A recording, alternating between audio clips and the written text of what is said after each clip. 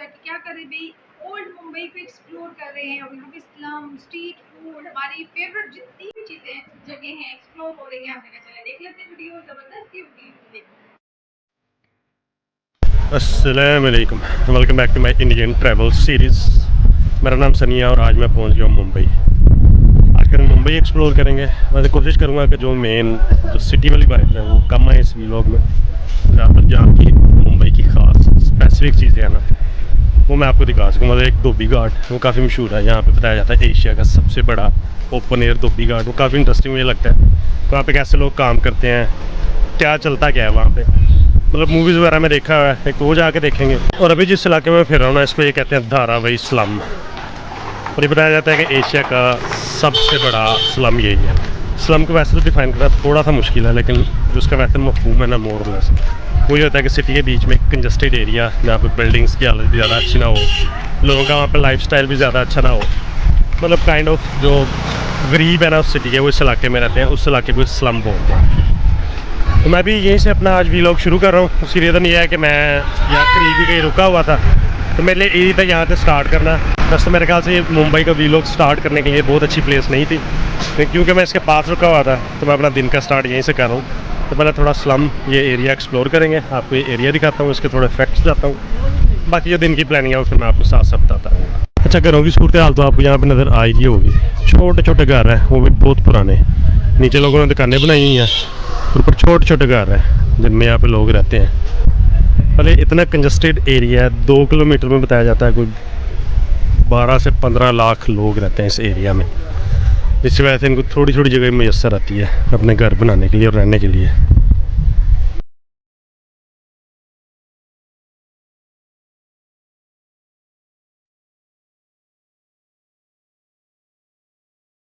अच्छा, ये तो इतनी तंग गली है कि बिल्कुल अंधेरा है। ऊपर तो आपको क्या ही नज़र आना है, 2 बंदों के गुजरने की जगह भी नहीं है। मुझे लग रहा है मैं किसी घर में घुस गया हूँ। कोई समझ नहीं आ रही गली है या घर है। यहाँ से रास्ता ही बंद है। ओहो, यहाँ से तो रास्ता ढूंढना भी चैलेंज ही है। अच्छा, गलियों के अंदर अंदर से पता नहीं कहाँ पहुँच गया था, आगे से रास्ता बंद है। तो आगे लग रहा था किसी घर में घुस गया था। बहुत कंजस्टेड है, मतलब गली में 2 बंदों का गुजरना तो इम्पॉसिबल है।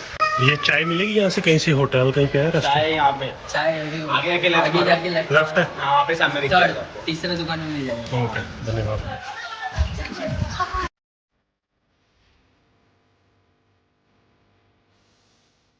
मिल जाएगी, चाय बना दें एक सादा। आप यहाँ पे रहते हैं इस इलाके में? इधर ही रहते हैं आप? तो यहाँ पे ठीक है रहना रूना? काफ़ी कंजस्टेड है एरिया या ठीक है?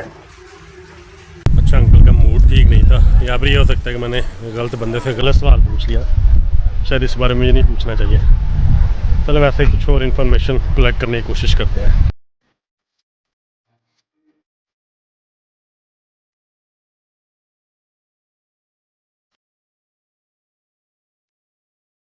अच्छा, अक्सर लोग ना यहाँ पे लोगों ने मतलब अपने घरों में ही अपना जो भी बिजनेस या काम का सेटअप है वो घरों के अंदर ही है, अंदर ही बैठ के अपने काम शाम सारे कर रहे हैं। अच्छा, ये लोगों के ना घरों को जाने का रास्ता है। जो नीचे रहते हैं उनके दरवाजे नीचे हैं, बस सीढ़ियाँ बना के ऊपर दरवाज़ा लगा हुआ है जहाँ से ऊपर एंटर होते हैं। और इस गली में मुझे लगता है और नहीं तो 50-60 घर तो ज़रूर होने हैं।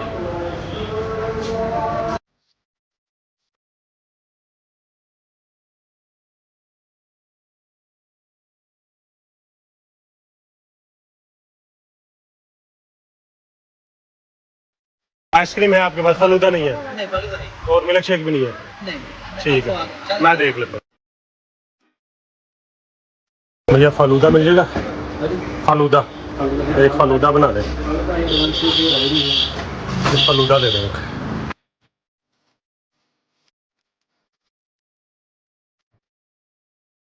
लोकल हो आप? मैं कौन? मैं विशाल, ये मेरा दोस्त तुषार। क्या करते हो? हम लोग आगे 10वीं का बोर्ड है निकल। अरे अभी कपड़ा खरीदने जा। कपड़ा खरीदने जा रहे हो? वैसे पढ़ते हो? हाँ, अभी बोर्ड है, कल एक लास्ट एग्जाम है।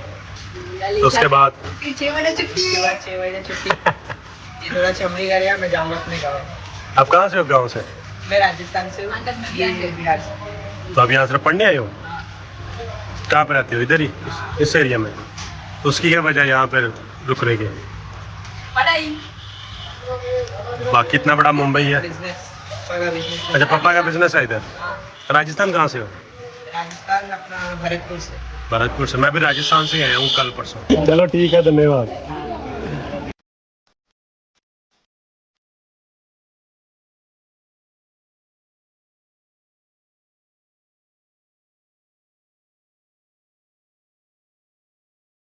अच्छा, एक ना स्कूल या एकेडमी सी बनी हुई है।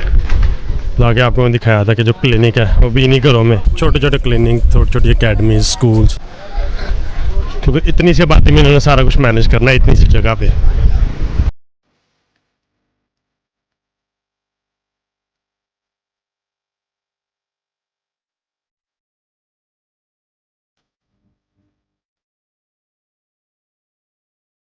अच्छा, ये इलाका ना ज़्यादा मुझे लग रहा है मुस्लिम्स का है। अब ज़्यादा मुस्लिम्स ही नज़र आ रहे हैं मुझे। मतलब ऐसे तो बताया जाता है कि इस एरिया में 60% हिंदू रहते हैं और 30% मुस्लिम रहते हैं। बाकी जो दूसरे रिलीजन है वो भी 8-10% वो भी हैं। तो ये इलाका स्पेसिफिकली मेरे मुस्लिम्स का लग रहा है, तो ज़्यादातर मुसलमान ही नज़र आ रहे हैं यहाँ पे। और मुझे लग रहा है कि शायद मस्जिद वगैरह भी करीब होगी। अच्छा, कुछ फैक्ट्स भी बता दूँ इस एरिया के बारे में। एरिया तो आपको मैंने दिखा दिया। लिटरेसी रेट यहाँ पे काफ़ी अच्छा है। मतलब जो पढ़े लिखे लोग हैं ना यहाँ पे, जो बच्चे जो तलीम हासिल करते हैं, वो मैंने गूगल किया था, इट वाज अराउंड 65-70% तो यहाँ के बच्चे हैं वो स्कूलों में जाते हैं। That's impressive. वैसे आप सोच रहे होंगे कि मुंबई के बारे में देखा और सुना तो कुछ और ही था। ये कौन सा मुंबई मैं आपको दिखा रहा हूँ। एक्चुअली वो मुंबई भी इधर ही है, लेकिन दैट्स जस्ट अ सिटी। उसके बारे में मुझे लगता है कुछ इंटरेस्टिंग मैं आपको दिखा नहीं सकूँगा। ये इलाका मुझे ज़्यादा इंटरेस्टिंग लगा था कि यहाँ पे इतने इंडस्ट्री एरिया में लोग कैसे रहते हैं। अभी जो अगली डेस्टिनेशन जिसकी तरफ मैं जा रहा हूँ वो है धोबी घाट। धोबी घाट काइंड ऑफ लॉन्ड्री, जो कि बताया जाता है एशिया की सबसे बड़ी लॉन्ड्री है। अब उसके बारे में क्या इंटरेस्टिंग हो सकता है वो मैं जाके वही बताता हूँ आपको।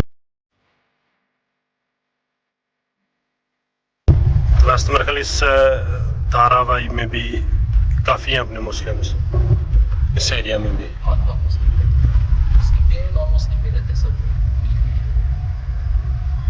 सही है। तो कितनी आबादी होगी हो इस एरिया की, जहाँ भी पता नहीं इसको अब ओल्ड मुंबई कह सकते हैं या नहीं, लेकिन तो महाराष्ट्र का बहुत बड़ा स्लम एरिया है ना। हाँ जी, बहुत बड़ा स्लम है, पूरे इंडिया में स्लम सबसे बड़ा है। तो कितने लोग रहते होंगे इस एरिया में अप्रॉक्सीमेटली? बहुत लोग रहेंगे, आप समझ बता नहीं सकते कितने, बहुत लोग रहते हैं। यहाँ से लेके वहाँ तक रीजन चलता सही है। तो इस साइड पे ये अंदर से पब्लिक है ना, कब्रिस्तान है, कब्रिस्तान भी अंदर, मस्जिद भी है। हाँ, मस्जिद तो मैं भी देख के आया हूँ। अच्छा, उसके पीछे जो कब्रिस्तान है, पूरा कब्रिस्तान है अंदर। अच्छा, इसको वैसे स्लम कहते हैं ना? स्लम तो यही है, धारावी पूरा। धारावी ये भी उसी का हिस्सा है? हाँ, ये भी उसमें है। तो इसके अंदर कितनी जगह है कि कब्रिस्तान वगैरह? बहुत बड़ी जगह है। अच्छा, गली छोटी दिख रही है लेकिन अंदर बहुत बड़ा जगह है। जैसे धारावाही के इलाके से बाहर आए ना, अब सही बिल्डिंग्स नज़र आने लग गई हैं। अब वो जो मुंबई की फीलिंग्स है ना, वो इस इलाके में आना शुरू हो गई हैं। जिधर जिधर भी आपकी नज़र जाती है ना, ऊंची ऊंची बिल्डिंग्स, ऊंचे ऊंचे प्लाजे नज़र आ रहे हैं। अभी जो अगला स्टॉप है ना, वो मैं जा रहा हूँ धोबी घाट। अच्छा, इस जगह पे आकर ना अब थोड़ी सी फीलिंग्स आने लगी हैं मुंबई वाली। मतलब जिस जगह मैं रात को रुका हुआ था ना, या जहाँ से सुबह से जो जगह मैं देख रहा हूँ, वो तो ना तो डेवलप थी, ना पे वहाँ ऊंची बिल्डिंग्स वगैरह कुछ भी नहीं। ज़रा पुराना सा इलाका है, पुराना मुंबई।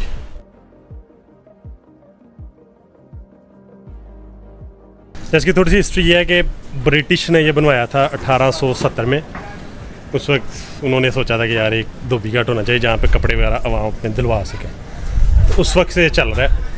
और बाकी वैसे मैं अभी हैरान था कि अभी तक इतना ये पुराना धोबी घाट ये कैसे, यहाँ के जो लोग बिल्डर्स उन्होंने कैसे छोड़ी है जगह। तो भी बता रहे थे कि ये पीछे बिल्डिंग बन रही है ना, यहाँ पे पहले धोबी घाट था, उसका आधा हिस्सा इन्होंने ख़त्म करके वहाँ पे बिल्डिंग्स बना रहे हैं।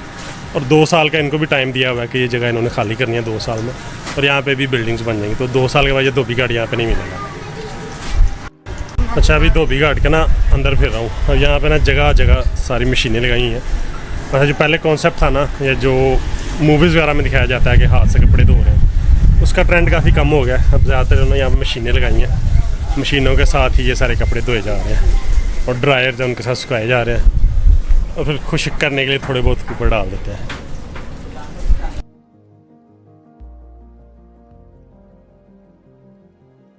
अच्छा, ये मशीनें वगैरह लगाई हुई हैं जिनमें यहाँ पे कपड़े धोए जाते हैं। I heard like lot of places here in this area, the builders they destroy the factories and they build the plazas. But why they didn't do anything here? After 2 years, they're planning. Yeah, they are planning. Serious? It's fucked up, man. Yeah, I know. इस area में ना तकरीबन 200 घर हैं। मतलब ये सिर्फ धोबी घाट नहीं है, बल्कि जो लोग यहाँ पे काम करते हैं उनके घर भी यहीं पे हैं। लोग यहीं पे रहते हैं, यहीं पे काम करते हैं, बल्कि यहाँ पे रहने वाले लोग बाहर जाके भी काम करते हैं। तो पिछले कुछ अर्सों से जो मुंबई वाले लोग हैं उनकी डिमांड है कि इस धोबी घाट को ख़त्म कर दिया जाए। मतलब सिटी के बिल्कुल बीच में ये एक धोबी घाट बना हुआ है और शायद कुछ लोगों को ये पसंद नहीं है। तो इस धोबी घाट का आधा हिस्सा ऑलरेडी ख़त्म कर दिया गया है और वहाँ पे बिल्डिंग्स वगैरह बन रही हैं। ये जगह बाकी है, भी अगले 2 साल में ख़त्म कर दी जाएगी। तो अगर 2 साल के बाद आप मुंबई में आते हैं तो शायद ये जगह आपको ना मिले। लेकिन अच्छी बात यह है कि यहाँ की गवर्नमेंट है वो इन लोगों को घर भी दे रही है और किसी और जगह पे अपना कारोबार स्टार्ट करने के लिए इनको सहूलियात भी दी जा रही हैं। इस तरह गड्डियाँ की गड्डियाँ यहाँ पे साफ करके भेज दी हैं। वैसे ज़्यादातर ऐसी मशीनों पे काम चल रहा है, अब ज़्यादा मशीनों के ज़रिए ही धोए जाते हैं यहाँ पे। लेकिन ये भाई तो अपने कपड़े खुद धो रहे थे, लेकिन ज़्यादातर है वो मशीनों में डाल देते हैं स्क्वीकर। अच्छा, एक और इंटरेस्टिंग फैक्टर कि जो भी लोग यहाँ पे रहते हैं ना, डजन मीन के वो सारे यही काम करते हैं। यहाँ पढ़े लिखे लोग भी हैं। अभी जो भाई मुझे मिले थे ना, ये बैंक में जॉब करते हैं, मतलब पढ़े लिखे हैं, पढ़ लिख के फिर उन्होंने अपना बैंक में जॉब शुरू कर दिया। अमेजिंग। अब रास्ता में फिर भूल गया हूँ तो मैंने एंट्री कहाँ से की थी और बाहर किस साइड से जाना। अच्छा, बताया ही जा रहा था कि लाखों में यहाँ पे कपड़े आते हैं, मतलब लाखों पीसेस। वैसे में मिलियन बताया गया था, 10 लाख के करीब डेली। मैं इस बारे में बड़ा क्यूरियस था कि इतने ज़्यादा कपड़े इस जगह पे पहुँचते कैसे हैं। बट इट्स वेरी सिंपल कि जितनी भी यहाँ पे धोबियों की दुकानें हैं वो सारे सुबह सुबह अपने कपड़े यहाँ पे दे जाते हैं और शाम को या अगले दिन वापस ले जाते हैं। तो कोई भी डायरेक्टली कपड़े इनको देने नहीं आता।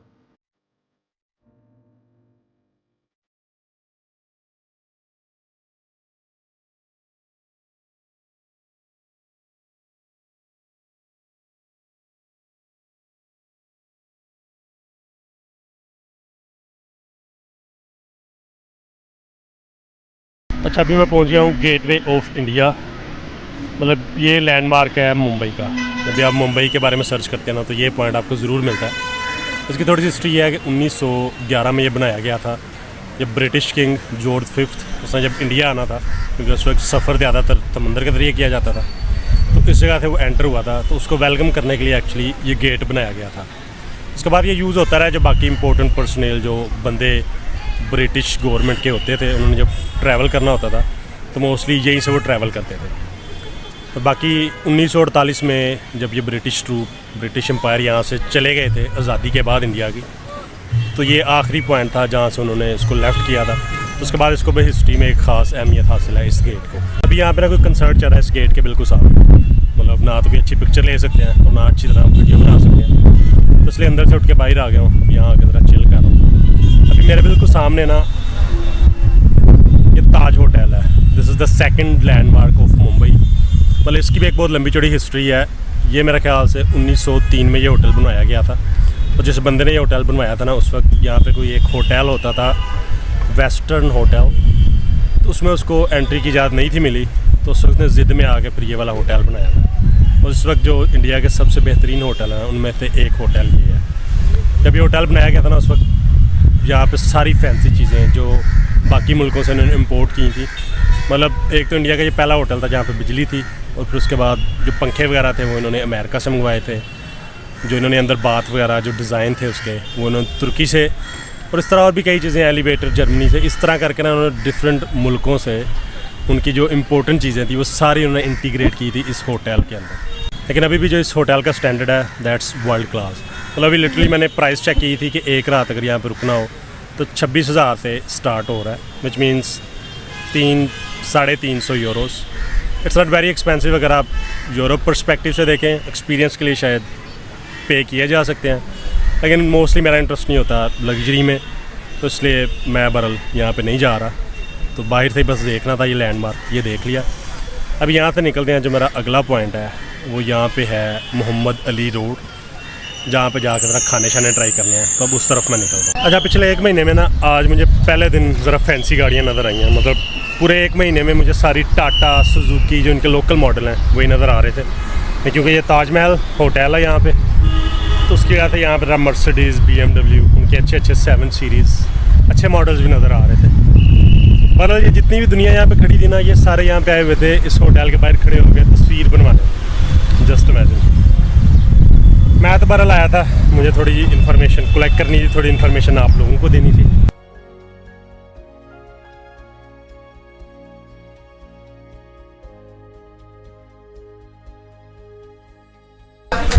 नूर मोहम्मद होटल,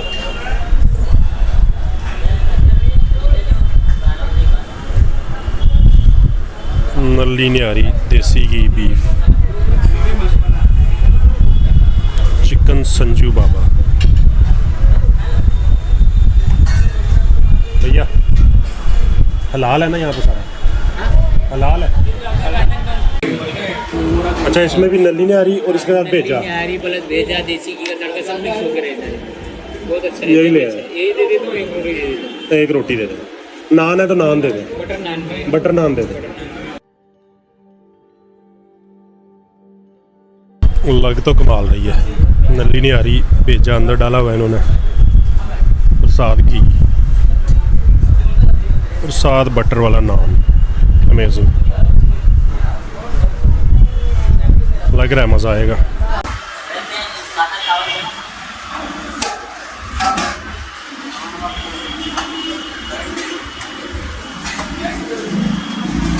क्या ही बात है।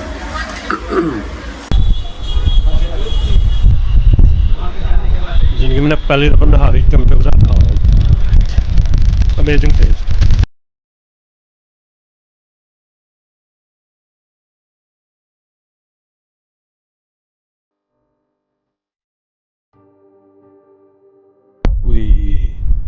बहुत मज़े का खाना था। कभी कभी ना आपका पेट भर जाता है, आपकी नीयत नहीं भरती। तो आज वो साहब था मेरा, पेट मेरा भर गया था, लेकिन मैं खाता रहा हूँ। बल्कि उसके बाद मैंने फिरनी मंगवाई है, फिरनी भी खाई है उसके बाद मैंने। बड़ी मुश्किल से वो होटल में पहुँचा हूँ। वैसे ना ओवरऑल जो मेरा एक्सपीरियंस है बहुत अच्छा था। जो माहौल था वो था ही अमेजिंग। लेकिन उसके बाद मैंने कुछ लोगों से डिस्कशन की थी इस बारे में, अबाउट रिलीजन, अबाउट बीइंग मुस्लिम इन मुंबई। तो जो मेरी इन्फॉर्मेशन है, जो मुझे लोगों ने बताया ना, वो यही है कि किसी को यहाँ पे फ़र्क नहीं पड़ता। और जो मुस्लिम और हिंदू है ना, वो इकट्ठे ही रहते हैं, इकट्ठा काम करते हैं, इकट्ठा खाते पीते हैं। बिल्कुल चिल माहौल है, किसी किस्म का कोई इशू नहीं है। इनके ना एक कंटेंट जो होता है ना, बिल्कुल मतलब बिल्कुल एक ओरिजिनल सा कंटेंट होता है, जिसमें कोई दिखावा नहीं। मुंबई की कोई बड़े बड़े बिल्डिंग्स, और वो जब उन्होंने कहा कि ओल्ड मुंबई हम देखने लगे हैं, तो वाकई में वो ओल्ड ही चले गए। कहते हैं कि हमारा स्टे वहाँ उन जगहों के पास है जो स्लम वगैरह है इनके, और स्लम भी कहते हैं इस तरह अगर मैं किसी के घर में घुस गया हूँ। मतलब ये कितनी फैमिलीज रह रही, लाखों, और कितने घर है वहाँ पे, हज़ारों के तादाद में।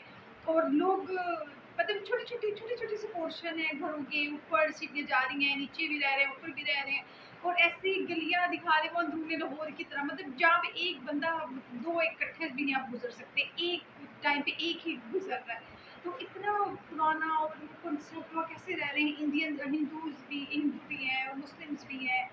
अच्छा, फिर वो दिखाने के बाद कहते हैं चलो धोबी घाट चलते हैं। वहीं पे अच्छा अकेडमीज भी इस्लाम में, वहीं स्कूल भी हैं, वो पूरी दुनिया में भी बात कर रही है, उसी जगह पे रह रहे हैं। और फिर उसके बाद धोबी घाट गए, वो भी फिर ओल्ड मुंबई गए थे, मुंबई के बीच में। और काफ़ी लोग चाहते हैं कि इसको यहाँ से ख़त्म कर दिया जाए। अब कुछ पार्ट के लिए तो उन्होंने यहाँ से ख़त्म कर दिया, और अब ये अच्छी बात है कि ये बोलनी चाह रही है कि यहाँ से बिल्कुल क्लियर कर दें ना, धोबी घाट बीचों बीच वो कपड़े धुली जा रहे हैं, मशीनें रखी हुई हैं, तो उनकी एक साइड पे बना दें, घर भी, एकोमोडेशन भी उनको खुद दे रहे हैं, उनके पास पूरा सेटअप अलग से लगाना है। तो अच्छी बात है, और क्या चाहिए। और ये जगह कुछ और बिल्डिंग्स बन जाएंगी, तो कुछ ऐसा भी यहाँ पे हो रहा है, मुझे भी पता लगा। देखिए फर्स्ट टाइम हमने धोबी घाट देखा, फर्स्ट टाइम ये इस्लाम देखा, ज़बरदस्त वीडियो थी, बहुत अच्छी थी। फिर उसके बाद इन्होंने हमें वो होटल भी दिखा दिया, ताज महल, जो वहाँ के रेट वगैरह बता दिया कि जी 300 यूरो में आप यहाँ पे रह सकते हैं, स्टे है आपका। और फिर जो मेन खाना का, मोहम्मद अली रोड का खाना इन्होंने टेस्ट किया, बिहारी का। बहुत बड़ा इशू एक इन्होंने वहाँ पे पॉइंट आउट किया, पूछे हलाल तो है ना, ये हलाल तो है, तुम यही बात तो खाते हुए जब भी यहाँ पे इंडियंस फिरते हैं और मीट से रिलेटेड कोई बात होती है, कोई खाने की बात होती है, तो ये जेन में आता है। वैसे कहते हैं यहाँ पे हिंदू मुस्लिम इकट्ठे काम करते हैं, इकट्ठे खाते पीते हैं, चिल माहौल है, कोई मसला नहीं है, कोई टेंशन नहीं है। मज़े का खाना था, बटर वाले नान और तिहाड़ी और मज़ेदार जगह में फर्स्ट टाइम जब मुझसे खाना, इतने टेस्टी एडिशनल फूड है ना, सब पाकिस्तानी और इंडियन फूड होता है। मुंबई का वहाँ से होटल में चले गए और वहाँ से फिर खाना शुरू किया, तो कहते हैं मतलब चबूचों से खा रहे थे, पी ही लें निहारी और सालन को, इतना टेस्टी और मज़ेदार था। तो बस कहते हैं चिल माहौल है, सब कुछ सब मिलजुल के रहते हैं। पीछे से अजान की आवाज़ें भी आ रही थी और क्या चाहिए आपको, माशाल्लाह इस तरह ही हो तो क्या ही बात है। हमने देख लिया विजिट भाई मुंबई का, और भाई ने खुद अपनी आंखों से जाके देख लिया, और हम जैसे लोगों के घर बैठे वीडियो भी एक अच्छी सी बना दी, अच्छा माहौल मज़ेदार सा, सब मिलजुल के रह रहे हैं, खा रहे पी रहे हैं, मिल के काम कर रहे हैं, तो बहुत खुश होती है। हमें इसी तरह और वीडियो लेके आते हैं, जल्दी से हमारे चैनल को सब्सक्राइब करें।